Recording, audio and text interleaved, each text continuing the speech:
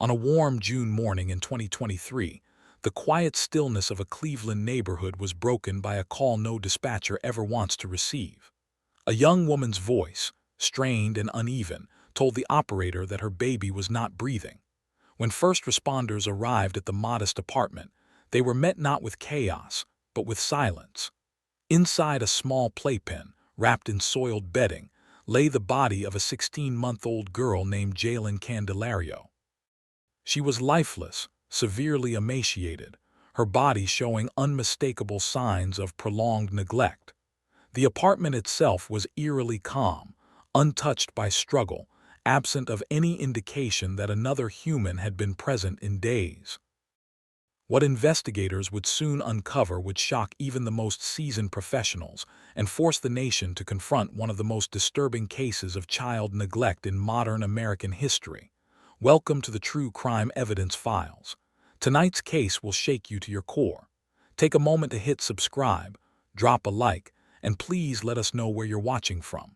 And now we begin. Kristel Candelario was 32 years old at the time.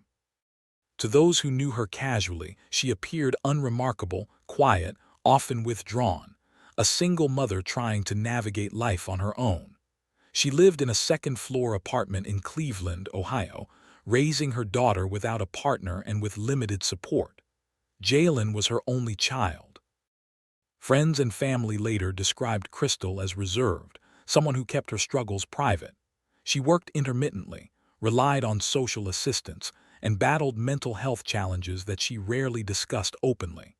On the surface, there was nothing to suggest that what would unfold behind the closed doors of her apartment would end in tragedy. Jailyn had been born healthy. She was described as a calm toddler, small for her age but alert and expressive. She liked music, responded to familiar voices, and had just begun to explore the world with the unsteady curiosity of early childhood. Like many toddlers, she depended entirely on her caregiver for survival. Food, water, comfort, protection, all of it came from one source: her mother. In early June, Kristel made plans that would later become the central focus of the investigation. She arranged a vacation, not a short overnight trip or a brief absence. She planned to leave town for more than a week, first to Detroit, then onward to Puerto Rico. Travel records, social media activity, and phone data would later confirm that she left Cleveland on June 6, 2023. She did not arrange childcare. She did not notify family members. She did not leave Jailyn with a friend, a neighbor, or a relative. Instead, she placed her 16-month-old daughter into a playpen, left food and bottles behind that would last only a short time, and locked the door. The timeline that investigators reconstructed was chilling in its clarity. For approximately 10 days, Jailyn was alone. Inside the apartment, there was no electricity shutoff, no signs of intrusion, no external force at play. This was not an accident caused by disaster or emergency. It was deliberate abandonment. Jailyn had no access to food beyond what was initially left, no access to water, no ability to escape. As hours turned into days, the toddler would have cried, then weakened, then fallen silent. Medical experts later explained that a child of her age would begin to suffer severe dehydration within 24 to 48 hours. Organ failure would follow. Starvation would compound the suffering. It was a slow death. While Jailyn remained trapped in the apartment, Kristel traveled. Surveillance footage, credit card records, and cell phone location data placed her at hotels, restaurants, tourist locations. She posed for photos, she walked beaches, she visited casinos, she smiled. Prosecutors would later argue that this was not a momentary lapse in judgment but a sustained period of conscious decision-making. Every day that passed, every meal consumed, every night spent away represented another opportunity to turn back. She did not. On June 16, Kristel returned to Cleveland. She entered the apartment and found her daughter unresponsive. It was then and only then that she called for help. When first responders arrived, they immediately recognized the severity of what they were seeing. Jailyn's body showed extreme signs of dehydration. Her eyes were sunken. Her limbs were frail. The playpen liner was soaked with waste. There was no evidence that anyone had checked on her in days. Emergency medical personnel pronounced her dead at the scene. Police officers who responded described the environment as hauntingly quiet. There were toys nearby, untouched, a child's world frozen in time. Kristel was taken into custody and transported for questioning. During initial interviews, she offered explanations that quickly unraveled under scrutiny. She suggested that Jailyn had been refusing food, that she had been sick. But investigators already had evidence that contradicted those claims. Cell phone data placed Kristel hundreds of miles away. Surveillance confirmed her movements. There was no caregiver, no excuse. As the investigation deepened, the emotional weight of the case intensified. Detectives reviewed Kristel's travel itinerary. They analyzed photos and messages from her phone. In one image taken during the trip, Kristel appeared relaxed, smiling. Prosecutors would later describe this contrast as one of the most disturbing elements of the case, a mother enjoying leisure while her child slowly died alone. The medical examiner's findings were unequivocal. Jailyn died from starvation and severe dehydration. This was classified as a homicide. The cause was neglect. The manner was intentional abandonment. Kristel Candelario was formally charged with aggravated murder, child endangerment, and multiple related counts. The severity of the charges reflected the prosecution's position that this was not mere negligence, but a conscious decision that resulted in a child's death. The court proceedings that followed would draw national attention. Public outrage grew rapidly. Many struggled to comprehend how such an act could occur without intervention. Questions emerged about missed warning signs, about social services, about isolation, and about mental health. Behind the headlines, however, was a much quieter reality. Jailyn had no voice, no chance to escape, no understanding of why the person she trusted most never came back. As Kristel awaited trial, held without bond, the case moved forward methodically.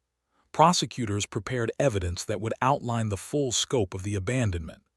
Defense attorneys began shaping a narrative centered on mental illness, depression, and impaired judgment.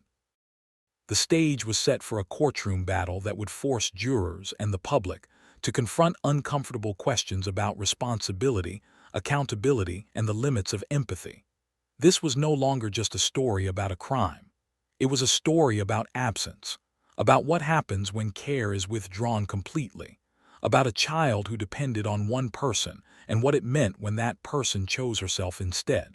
And this was only the beginning. In the days following Jailyn Candelario's death, investigators began the painstaking work of reconstructing not just a timeline, but a life. They weren't only trying to understand how a toddler had been left alone long enough to starve to death. They were trying to understand who Kristel Candelario was, how she had arrived at such a decision, and whether there had been moments, warning signs, interventions, cries for help, that could have prevented what ultimately happened inside that Cleveland apartment. Kristel's life had not followed an easy path. Born and raised in Ohio, she grew up in a family marked by instability. Relatives later described a childhood shaped by emotional distance and inconsistent support. Kristel struggled academically, often drifting between short-term jobs and periods of unemployment. As she entered adulthood, those struggles deepened. She battled depression, anxiety, and what some family members suspected were untreated mental health disorders. Yet despite these challenges, she functioned outwardly well enough to avoid sustained intervention. She paid rent. She showed up when required. She avoided drawing attention. When Jailyn was born, Kristel's life narrowed almost entirely to her daughter. Friends recalled that she loved her child, spoke about her often, and appeared attentive during Jailyn's early months. But motherhood also intensified Kristel's isolation. She had no co-parent. The baby's father was not involved. Financial stress increased. Sleepless nights compounded her mental health struggles. Over time, those closest to her noticed changes. Kristel became more withdrawn. She canceled plans. She stopped answering messages as frequently. Still, no one suspected the depth of her detachment. Social services would later become a focal point of public scrutiny. Records showed that Kristel had some prior contact with assistance programs, but there was no active case monitoring Jailyn's welfare. No open child protective services investigation. No mandated home visits. Jailyn, in the eyes of the system, was invisible. She was another child living quietly behind closed doors, dependent on a single caregiver who was slowly unraveling. As detectives examined Kristel's digital footprint, a stark contrast emerged between her internal world and her external behavior. In the weeks leading up to the trip, she searched online for vacation packages, flights, and hotels. She browsed entertainment venues. There were no searches about childcare, no inquiries about babysitters, no messages asking family members for help. Prosecutors would later argue that this absence was just as telling as any incriminating evidence. It suggested planning without consideration for the child left behind. Phone records revealed something else. During the days Jailyn was alone, Kristel did not attempt to check in on her daughter in any way. There were no calls to neighbors, no texts asking someone to stop by, no signs of hesitation. Each day passed without intervention, reinforcing the prosecution's claim that this was a sustained, conscious abandonment rather than a moment of emotional collapse. The defense would later attempt to frame Kristel's actions through the lens of severe mental illness. They argued that she was experiencing dissociation, emotional detachment, and impaired judgment, symptoms consistent with untreated depression and possible personality disorders. They suggested that Kristel compartmentalized her responsibilities, mentally separating herself from the reality of her child's dependence. But prosecutors pushed back hard against this narrative.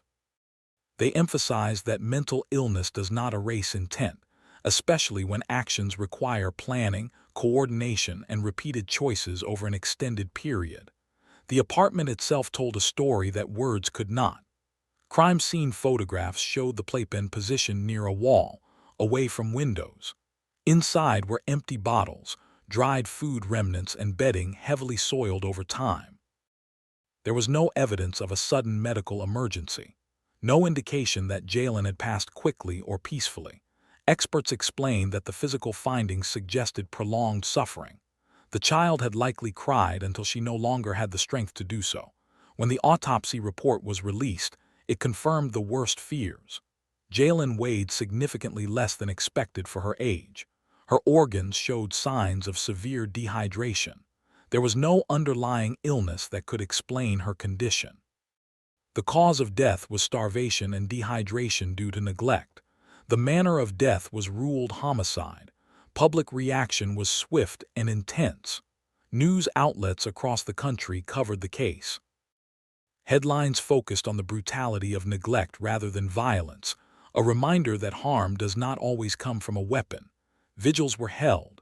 Stuffed animals, flowers, and candles appeared outside the apartment building. People who had never met Jailyn mourned her, struggling to understand how such suffering could occur unnoticed. As Kristel sat in jail awaiting trial, she began to speak more openly with her attorneys. She expressed remorse, though prosecutors later argued that remorse after the fact did nothing to undo the calculated nature of her actions. She reportedly told mental health evaluators that she felt overwhelmed, that she needed a break, that she believed Jailyn would be okay. That statement, simple and devastating, became a central point of contention. A belief that had no basis in reality had cost a child her life. The court ordered a comprehensive psychological evaluation to determine Kristel's competency and mental state at the time of the crime. Experts assessed her cognitive functioning, emotional regulation, and ability to understand right from wrong. The findings would play a crucial role in determining whether the case would go to trial or end in a plea. Meanwhile, prosecutors prepared for what they viewed as a straightforward argument. This was not a crime of passion, not an accident, not a single bad decision made in a moment of crisis. It was 10 days of absence, 10 days of silence, 10 days during which a child depended entirely on someone who chose not to return. Jailyn's story began to symbolize something larger. A failure not just of one mother, but of isolation, untreated mental illness, and a system that often reacts only after tragedy strikes. Yet in the courtroom, symbolism would matter far less than facts, and the facts were grim. As the trial date approached, one question loomed over everything. How would justice measure a crime defined not by violence, but by absence?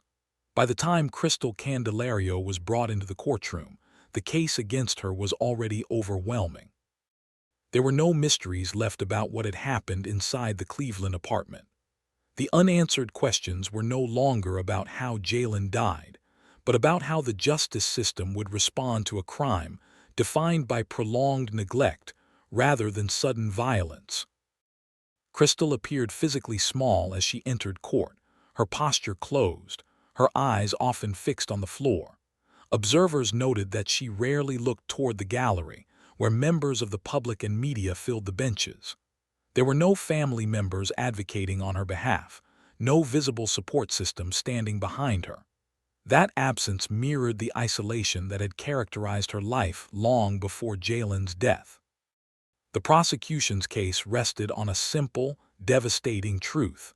Jailyn had been entirely dependent on her mother, and her mother had knowingly left her alone.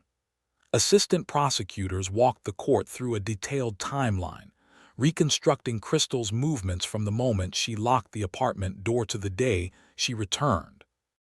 Surveillance footage, airline records, phone location data, and transaction logs created a continuous narrative of freedom and leisure unfolding simultaneously with a child's slow death. They emphasized that this was not a single lapse in judgment. Kristel had multiple opportunities to turn back. She could have shortened her trip. She could have asked someone to check on Jailyn. She could have returned early when days passed without intervention. Instead, the prosecution argued, she chose inaction again and again. Expert witnesses were called to explain what starvation and dehydration look like in a toddler. Pediatric specialists described how quickly a young child deteriorates without food and water, how confusion, weakness, and organ failure set in, and how distress escalates before the body finally gives out. These testimonies were clinical, factual, and deeply unsettling. Several people in the courtroom reportedly looked away, unable to reconcile the sterile language of medicine with the reality it described. The autopsy findings were presented carefully, but with unmistakable clarity. Jailyn had not died quickly. She had suffered. There was no evidence of illness, injury, or external interference. Her death was the direct result of being left alone without care. When the defense began its case, it took a markedly different approach. Kristel's attorneys did not deny the physical facts. They did not attempt to dispute the timeline. Instead, they focused entirely on Kristel's mental state. Their argument was that while her actions were indefensible, they were the result of severe mental illness that impaired her ability to comprehend the consequences of her behavior. Mental health experts testified about Kristel's history of depression, emotional detachment, and possible dissociative symptoms. They described a woman who struggled with reality under stress, who compartmentalized responsibilities, and who may have entered a psychological state where the needs of her child felt distant or abstract. According to this view, Kristel did not fully grasp the inevitability of what would happen to Jailyn in her absence. Prosecutors countered this argument forcefully. They pointed out that Kristel had demonstrated clear executive functioning throughout the trip. She booked flights. She navigated airports. She attended events. She communicated with others. She made decisions daily that required awareness, planning, and follow-through. Mental illness, they argued, did not prevent her from understanding cause and effect. It did not prevent her from knowing that a toddler cannot survive alone.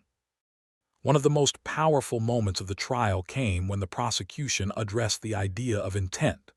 They explained that intent does not always mean wanting a specific outcome. Sometimes, intent is knowingly creating conditions where a harmful outcome is inevitable. By leaving Jailyn alone for 10 days, Kristel had created such conditions. As the trial progressed, public attention intensified. News coverage was relentless.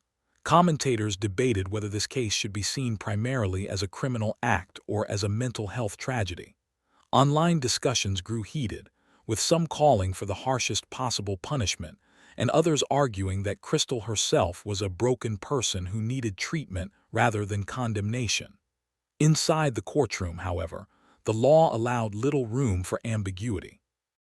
The charge Kristel faced was aggravated murder, a count reserved for cases involving extreme neglect or cruelty. The potential sentence was life in prison without the possibility of parole. As closing arguments approached, Kristel made a decision that would bring the trial to an abrupt end. On the advice of her attorneys, she chose to enter a guilty plea. The plea spared the court from a jury verdict, but it did not lessen the gravity of what was to come. When Kristel stood before the judge and formally admitted responsibility, her voice was barely audible. She acknowledged that she had left her daughter alone, knowing no one would care for her. The courtroom was silent as the weight of that admission settled in. The plea agreement removed the uncertainty of trial, but ensured that Kristel would face the maximum consequences under the law. There would be no chance of early release. No parole hearings decades later. The sentence would reflect the court's determination that this crime represented an irreversible breach of parental duty. Before sentencing, the judge allowed statements from the prosecution and the defense. The prosecution spoke not of vengeance but of accountability. They described Jailyn as a child who had trusted completely and been abandoned utterly. The defense asked the court to consider Kristel's mental illness and lifelong struggles, urging compassion even in punishment. Kristel was given the opportunity to speak. She apologized. She said she loved her daughter. She said she wished she could change what she had done. But apologies, spoken after the fact, could not change the outcome. Jailyn was gone. The sentencing hearing took place in a courtroom heavy with silence. There was no family seated behind Kristel Candelario, no one to speak on her behalf beyond her attorneys. Jailyn Candelario, the child at the center of the case, had no voice of her own and no relative stepped forward to deliver a victim impact statement. That absence, more than anything else, underscored the profound isolation that had defined both lives long before the crime itself. The judge began by reciting the facts of the case one final time. The words were measured, deliberate, and unflinching. A toddler left alone for 10 days. No food, no water, no human contact. The judge emphasized that this was not an accident or a momentary lapse. It was a sustained act of neglect that resulted in prolonged suffering and death. The court acknowledged Kristel's mental health struggles, but made clear that they did not excuse her actions. In imposing the sentence, the judge stated that society places its highest duty on those who care for children. When that duty is violated in such an extreme and irreversible way, the law must respond with its strongest condemnation. Kristel Candelario was sentenced to life in prison without the possibility of parole. The sentence was final. There would be no future hearings to reconsider her release. No opportunity decades later to argue rehabilitation. The punishment reflected the court's conclusion that Kristel had forfeited her place in society by abandoning the most basic responsibility entrusted to her. Kristel showed little outward reaction as the sentence was read. She stood still, her expression unreadable, as deputies prepared to escort her from the courtroom. For many observers, the lack of visible emotion was unsettling. For others, it seemed consistent with a woman who had long been emotionally detached from the world around her. Public reaction to the sentence was swift and polarized. Many expressed relief that the court had imposed the harshest possible penalty. They viewed life without parole as the only appropriate response to a crime involving such prolonged suffering of a defenseless child. Others questioned whether the sentence addressed the deeper issues the case exposed. Mental health advocates argued that Kristel's untreated psychological condition was a contributing factor that society had failed to address in time. The case reignited national conversations about parental responsibility, mental health support, and the limitations of child welfare systems. How could a toddler disappear into neglect without anyone noticing? How many families live in similar isolation, one crisis away from tragedy? Critics pointed out that systems designed to protect children often rely on visible warning signs, while neglect behind closed doors can go undetected until it is too late. Jailyn Candelario's death became a symbol of that failure. Vigils continued long after the trial ended. Community members placed memorials outside the apartment complex where she had died. Children's toys, handwritten notes, and photographs appeared, left by strangers who felt compelled to acknowledge a life that had ended without care or comfort. In response to public outrage, local officials and advocacy groups pushed for reforms. Proposals included increased wellness checks for families receiving assistance, expanded mental health outreach for single parents, and stronger community-based support networks to identify isolation before it becomes fatal. While no single reform could undo what happened to Jailyn, many hoped that awareness might prevent similar tragedies in the future. For Kristel, life moved into the rigid structure of the prison system. Evaluations continued, and she was placed under mental health supervision within the facility. But treatment came too late to matter for her daughter. Her days would now be defined by routine and confinement, a stark contrast to the freedom she had chosen over responsibility. Jailyn's story did not end with the closing of the courtroom doors. It lives on in every discussion about neglect that does not involve bruises or blood, but causes harm just as deadly. It serves as a reminder that violence can be passive, that absence can kill, and that the failure to act can be as destructive as deliberate cruelty. In the end, the case of Kristel Candelario is not only about a mother who abandoned her child. It is about the fragile line between personal struggle and criminal responsibility. It is about the danger of isolation, the consequences of untreated mental illness, and the unforgiving reality that children cannot survive without care. Most of all, it is about Jailyn, a little girl who depended completely on someone who chose to walk away, a life defined not by how it ended, but by the fact that it should never have ended at all. Her name remains, a quiet indictment of a tragedy that should never be repeated. If you liked this content, join our community by subscribing and turning on notifications. Every subscriber makes it possible for us to keep creating content we're passionate about sharing with you.